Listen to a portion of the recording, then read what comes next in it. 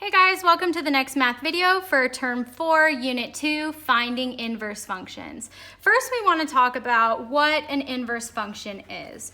Essentially, an inverse function is a function that has been reflected over y equals x. So say we have a graph. Let's make it a heart. All right, so there's my graph, okay? This is a very professional official graph. I have the line y equals x. This is the line y equals x. An inverse means that this graph has now been reflected or rotated over the line y equals x. So if I were to fold this paper literally over the line y equals x, like so, and then draw the new graph, it would look like roughly like that. Okay, so that's what finding an inverse is. We are reflecting the graph over the line y equals x. Okay, so when you're doing that on a graph, that's what it's going to look like. But when you're doing that with an equation, the steps are a little bit different. So I want you to take the time to write down this example, find the inverse function of the following if it exists. F of x equals 3x minus 6 over 5. So go ahead and take a second to write that example down while I erase some space so that I can write on here for you. All right, in finding an inverse, the very first step you always are going to do is you are going to switch x and y. So you're gonna switch the x and the y value. So I notice in this one I have an f of x, which is simply the function notation of y. We learned that in Math 1. F of x is exactly the same as y. So my step 1, switch x and y. I'm literally, everywhere there was a y, now I'm gonna write x. Everywhere there was an x, now I'm gonna write y. And this is to imitate that reflecting over the line y equals x. Okay, second step, whoa, that was a weird circle. Second step, solve for new y. We know our equations are always y equals or f of x equals, so now I want to solve for the y, which means get y by itself, isolate y. So this is all just algebra, you guys. So I need my y to get by itself. First things first, I've got to get this 5 out of the way, multiply by 5. What you do to one side, you do to the other. Then I get 5x equals 3y minus 6. Next step in the algebra process, get this 6. I'm working from the outside in, people. So I'm gonna add 6. What you do to one side, you do to the other. 5x plus 6 equals 3y. Last step, divide by 3, divide by 3. You are home free. Y equals 5x plus 6 over 3. That is the inverse function of the original function. So, happy land. Okay? So, once again, switch the x and the y, solve for the new y. For some of these functions, in order to find the inverse, it's necessary for us to switch, to restrict the domain. So if I look at this graph right here, this is the basic quadratic, but it's been shifted up 2 units. If I were to reflect this over the line y equals x, this is where the red graph, that graph will end up being. Now I notice this red graph doesn't pass the vertical line test. Does that ring a bell from Math 1?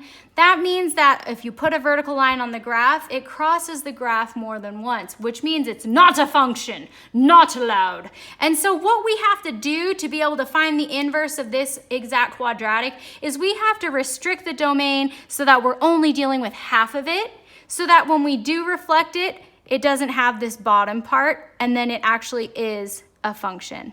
Okay, so when you see questions on here that say, given the restricted domain is whatever, or like this one, given the domain 0 to infinity, all that means is that you can find the inverse. The quiz will never ask you to find the restricted domain. It'll just say, given the restricted domain.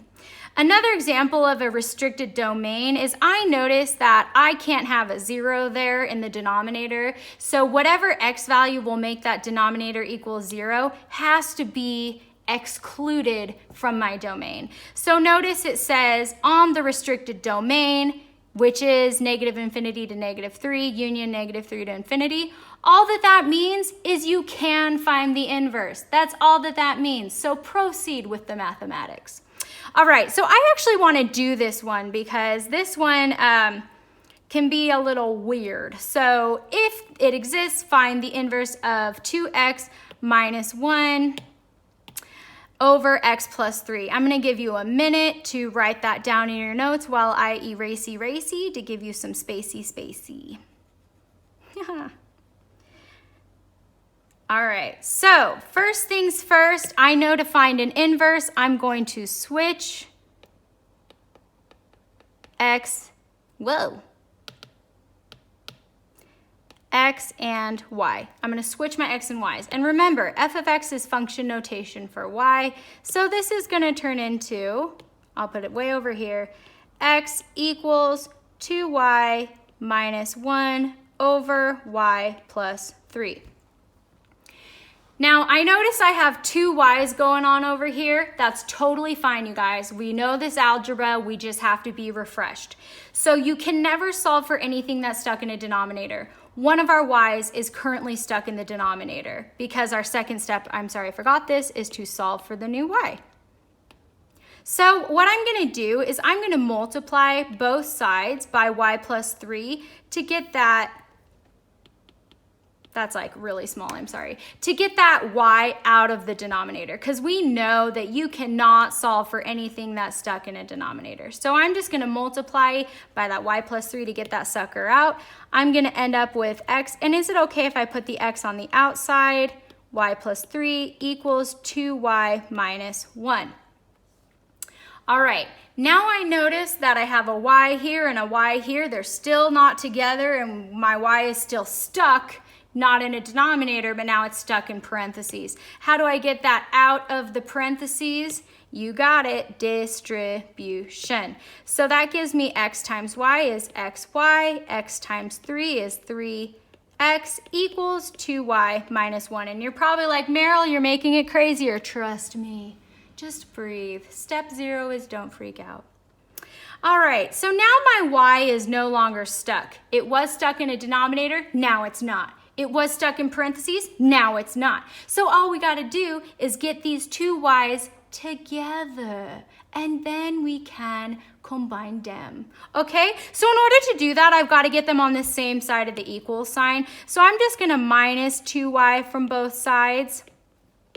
That will give me xy plus 3x minus 2y equals -1. If I'm doing this too fast, press pause or rewind. And I'm going to get everything without a y to the other side of the equal sign. So I'm going to move that 3x over to the other side. And I'm going to bring it up here so that we have a little bit more space. Now on my left side, I have xy minus 2y equals -1 minus 3x. Notice my y's are on the same side of the equal sign. Notice that each term on that left side has a y in it. Now what we're going to do is we're going to do the opposite of distribution. Distribution goes this way. Now we are going to take those 2 y's and factor it out by taking out the greatest common factor. Both of these terms have a y in it, so we can factor that sucker out and then write what's left over in each term. Therefore, getting those 2 y's together into one. If this x value were a number, we could simply combine them. You know, 5y minus 2y is 3y. But because we don't have a value there, because we have a variable, we've got to factor the y out in order to get y by itself. Cool. Now it's simple algebra. What's happening to y? It's being multiplied. The opposite of multiplication is division. What you do to one side, you do to the other. Then I get y equals -1 minus 3x over x minus 2. Now, for some reason, some of these questions in the answer may not show it just like that. So I'm going to show you a little tricky trick that might get it to be what you need it to be in your answer selection. Some of the answers expect you to know that you can just multiply the top and the bottom both by -1. If you do it to the top and to the bottom, it is algebra legal. So that's why some of the answers might do that. They might see this and say, ooh, we don't like all those negatives, so I'm going to distribute a -1 into every freaking term on the top and the bottom. And then that will make this a +1 plus 3x over -x plus 2. You might see that as the answer. You might see on the bottom instead 2 minus x, just flip-flopped. Okay, so just be aware, buyer beware, some of the answers are like that. And why are they like that? It is not because I'm mean. It's because the Common Core standards want you to know and expect you to know that you can do that. And 2, sometimes the ACT likes to do crap like that. So I gotta prepare you for that.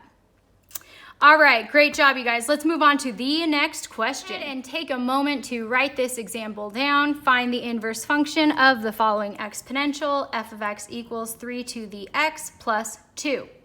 Now, first things first, I forgot to mention that anytime you're finding an inverse, you are finding the f to the exponent -1 of x. That indicates, that little symbol indicates that that's the inverse of the original f of x function. So let's go ahead and take a minute to write that down. F of x equals 3 to the x plus 2. And then we'll come back to these answers. All right, so I got find the inverse, and I'm gonna write it this way so that you guys can put that in your notes. Find the inverse, so find f inverse of x of this function.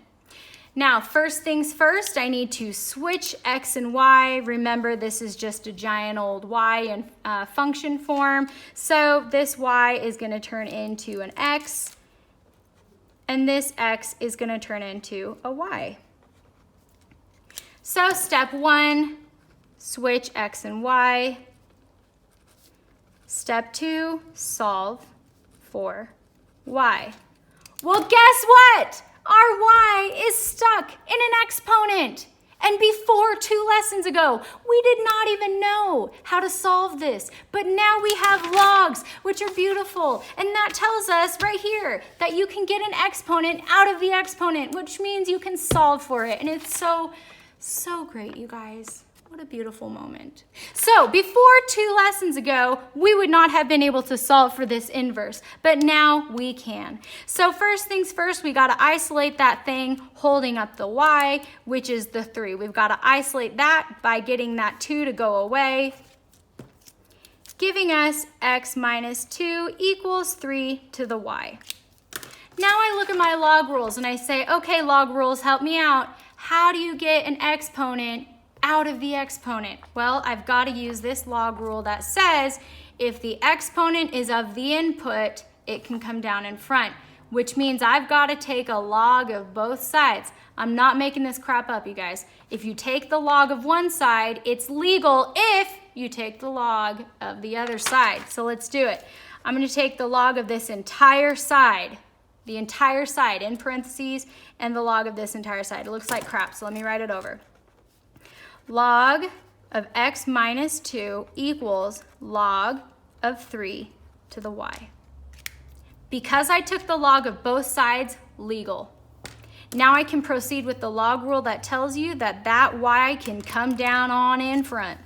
That gives me log of x minus 2 equals y times the log of 3. Well, guess what? This is simple algebra. We need to isolate y. What's happening to y? It's being multiplied. The opposite of multiplication is division. Divide both sides by log of 3. It's legal if you do it to both sides, giving you y equals log of x minus 2 over the log of 3. Now, once again, I know you're tempted to make this log of x minus 2 over 3. Wrong! Do not combine that. You cannot, okay? This is log of x minus 2 over the log of 3. Now let's go back to the lesson, the quiz. And would you look at that? Log of x minus 2 over the log of 3. Great job, you guys. I hope these questions help you. If you run into any roadblocks, go ahead and shoot me a message, and have a great day.